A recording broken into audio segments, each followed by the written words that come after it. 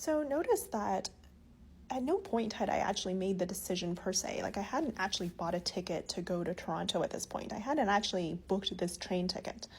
I was still just almost playing this game in my mind that started filling in the gaps. So in a way, I was actually taking action long before I said yes. In that month-long process, one thing led to another, where suddenly I looked up the train schedule. I looked up, first of all, if there was even a train from Vancouver to Toronto, because I didn't actually know that for certain. It was just like this thought that came. I'm like, I would not take the train. I mean, I would not go by plane. I would take the train, obviously. It was like my sassy inner voice was already kind of like coming through, like, duh, like, obviously you would.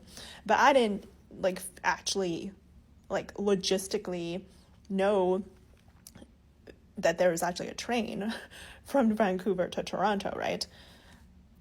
So that was, so the point of this was that I was taking action before I ever booked the ticket. This was like part of the 1 month process. And then that's where suddenly I was looking at accommodation. I was like, well, where would I stay if I were to stay by the, close to the Union train station in Toronto in the waterfront area, where I wouldn't have to, take the transportation. Like, I was thinking, well, I'm someone who just likes things to be, it's like the path of least resistance, okay? I always say take the path of least resistance, especially if you're like me and you're like quite lazy in a way. Like you don't really want to put effort into research or figuring things out. I'm like, I'm just going to walk a few blocks from the Union Station. I'll get off this 4-day train ride and then I will just, take a look around the Union Station and then maybe pop into a cafe. I don't know. But I just want to, be able to walk a few blocks to the accommodation and not have to take a taxi or figure out transportation or anything like that. So that's what led to me thinking, what is around this area where I would actually stay?